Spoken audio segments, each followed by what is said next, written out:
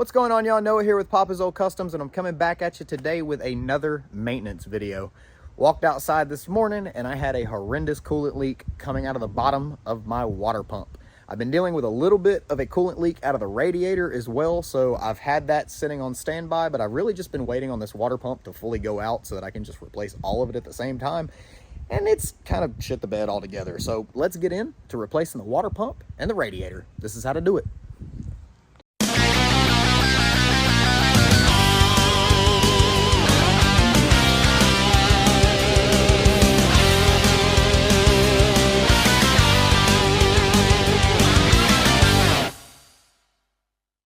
Today we're going to be using a Champion Cooling Systems radiator and a Murray water pump right here. Now, I'm not going to say that Champion Cooling Systems makes the best radiator out there by any means, because I have had to replace this thing. This is going to now be my third radiator that I've had. Yep, third freaking radiator from them.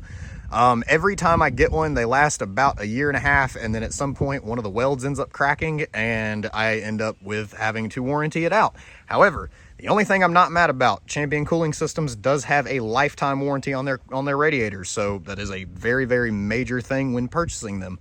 Not too mad at them because of that lifetime warranty, but I really am tired of replacing these dang radiators. So if any of y'all got one that might be a little bit better, shoot it over to me. Let me know. I'm sure you can see it.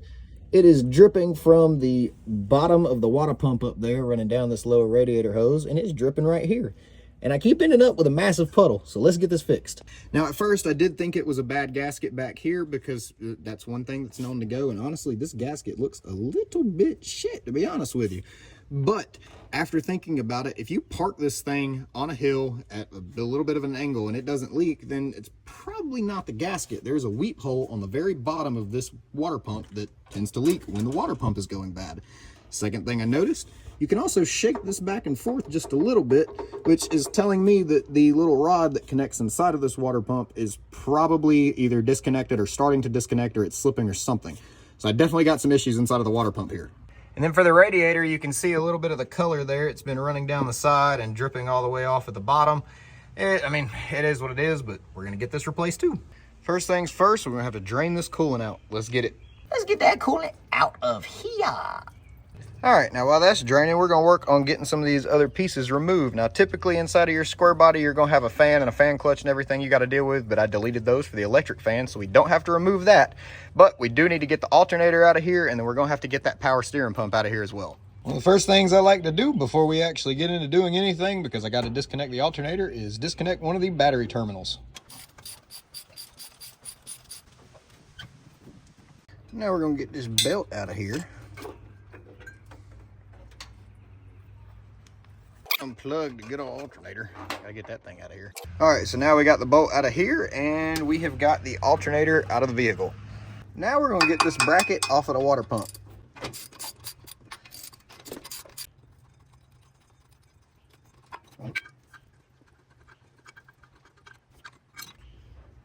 And two. Next, I'm gonna get this belt and this power steering pump out the way.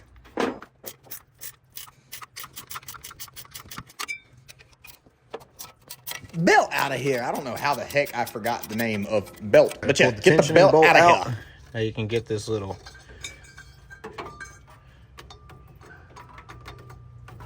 Now we're going to take the mounting bolt out, and I'm just going to set this to the side. Now we got the power steering pump off and set to the side. The alternator is out of the way.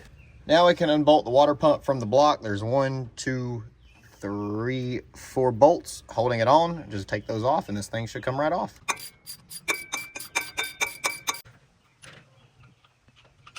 Here's one.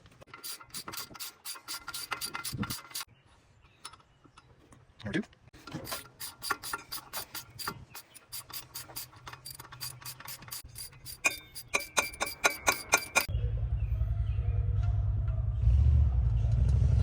Number 2. Number 3. I mean 4. Wait. Number 3 and number 4. I feel really dumb. Now we should be able to just yank this bitch off of here just like that. Got her out. All right.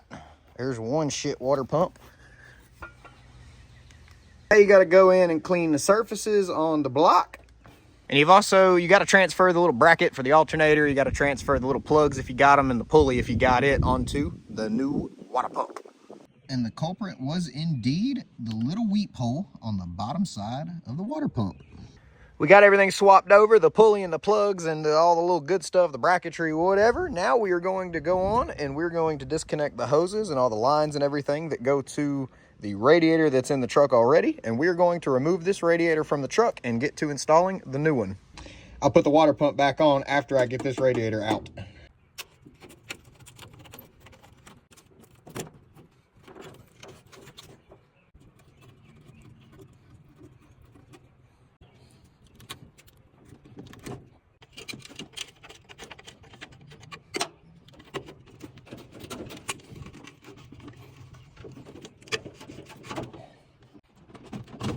So we got all of the hoses and all of the lines disconnected. So now we are going to move on to taking this top mount off so we can get the actual radiator out.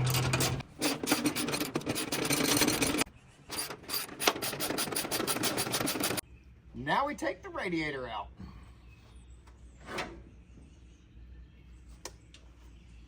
Voila! New water pump versus old water pump. As you can see, this thing was leaking pretty bad. And it was definitely coming out of that hole right there because you can see where it was leaking out. Seal and gasket absolutely destroyed and it's all gooey. Ugh. Now we've got a super empty engine bay and a whole lot of crap all over the ground. All right, we now got those two surfaces clean. Now we're gonna add some silicone and then the seals and then the water pump. All right, so we got the Permatex, the seals, and the water pump put back on, all of the pieces onto it. Now we've got to reattach the trans cooler and the old fans to the new radiator. I also went ahead and grabbed a brand new alternator because when we went to put the alternator back in last night, it was crumbling, I guess as you would say. The coil inside of it had pieces falling out of it, and if I put that back in here, I really don't know what kind of shape it was going to be in because it's also like 20 years old, and I've never replaced that, so that was one thing. And then the stud on the back of it also fell out, and when I put that back in, there was just a lot of issues going on in there. So yeah, new alternator's going in too. So before we actually put the trans cooler back onto the radiator and get the radiator and everything back in here, I'm going to go ahead and throw this alternator in here real quick and get the belts and everything hooked back up. All right, we've got the alternator, we've got the power steering pump, we've got the water pump, all of the belts and pulleys hooked up. Now we're going to move on to hooking up the trans cooler and the new radiator. We've got a port or two here that we have got to swap over, and then we've also got the electric fans that we're going to pull off of here and also mount on the new radiator, but this is happening after the trans cooler. And for the new Champion radiator.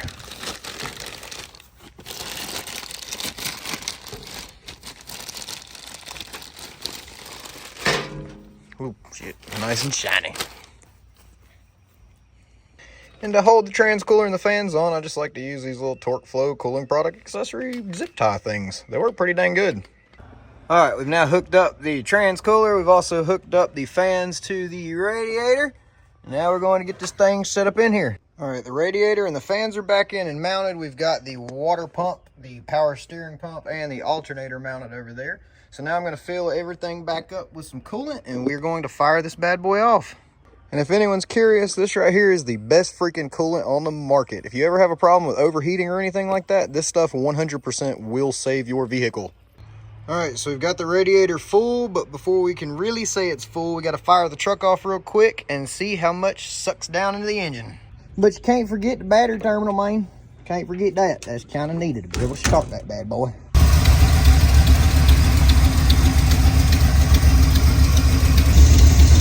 She's flowing.